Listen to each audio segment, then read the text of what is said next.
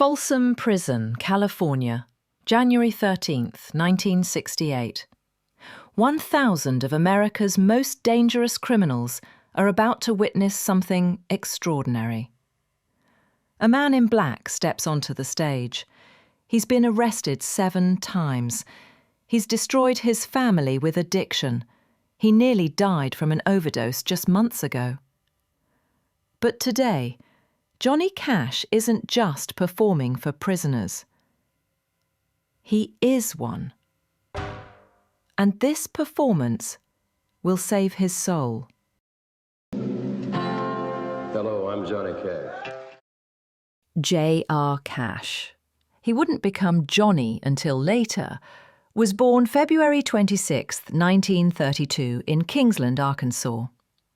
The son of a sharecropper, raised in poverty so deep it carved scars into his soul. But the wound that would define Johnny Cash's entire life happened when he was just 12 years old. May 12, 1944. His beloved older brother Jack was working with a table saw to earn money for the family. Johnny begged him to go fishing instead. Jack refused. An hour later, the saw cut through his chest and stomach.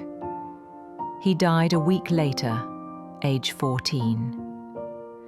Johnny's father looked at his surviving son and said the words that would haunt him forever. The wrong boy died.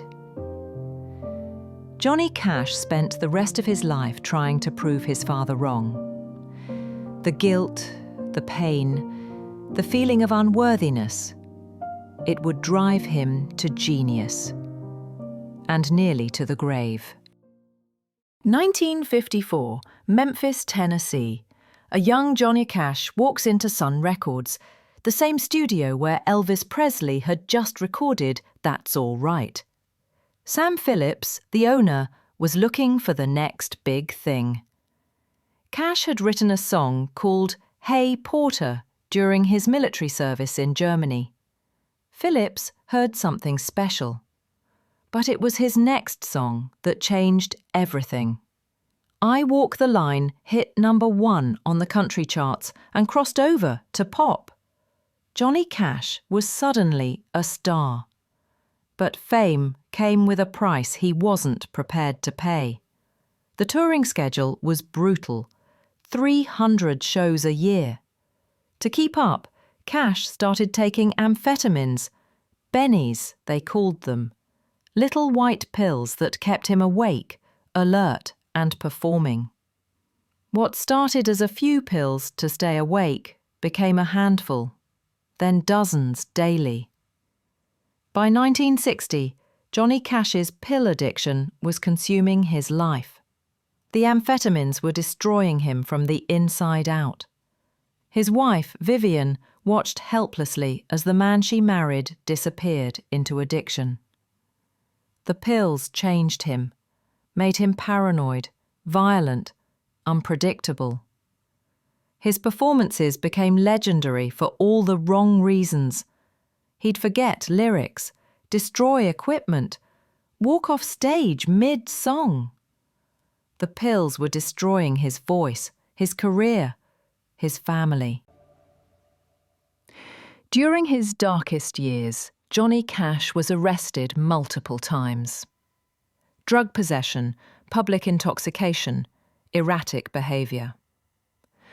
October 4th, 1965, El Paso, Texas. Cash is arrested trying to smuggle 688 dexedrine pills and 475 Equinil tablets across the Mexican border. Each arrest made headlines. America's country music hero was becoming its most famous addict. By 1967, Cash had lost dramatic amounts of weight. His face was gaunt, his hands shook constantly. He was destroying himself, and everyone could see it. Vivian had endured enough.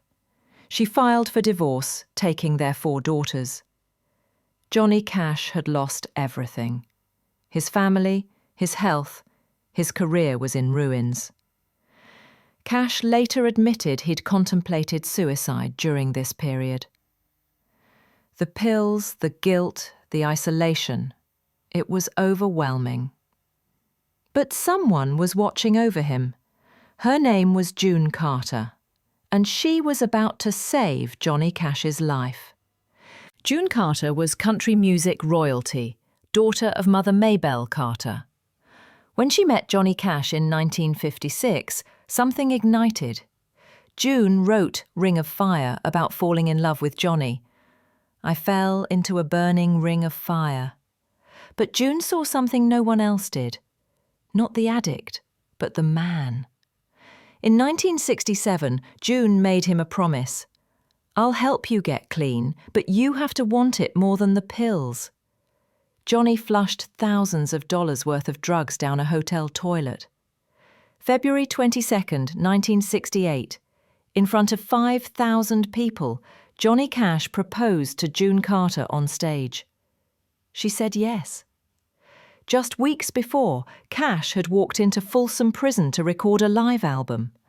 1,000 inmates, murderers, rapists, armed robbers. These men saw Johnny Cash as one of them, a man who'd been arrested, who understood their pain. The album went to #1 and saved his career, but more importantly, it saved his soul. I wear black for the poor and beaten down, for the prisoner who has long paid for his crime. Johnny Cash became the voice of the voiceless. June kept him clean for 35 years. Their love story became legendary. In 2002, at age 70, Cash recorded Hurt, his farewell letter to the world. May 15, 2003, June died. 4 months later, so did Johnny. America mourned.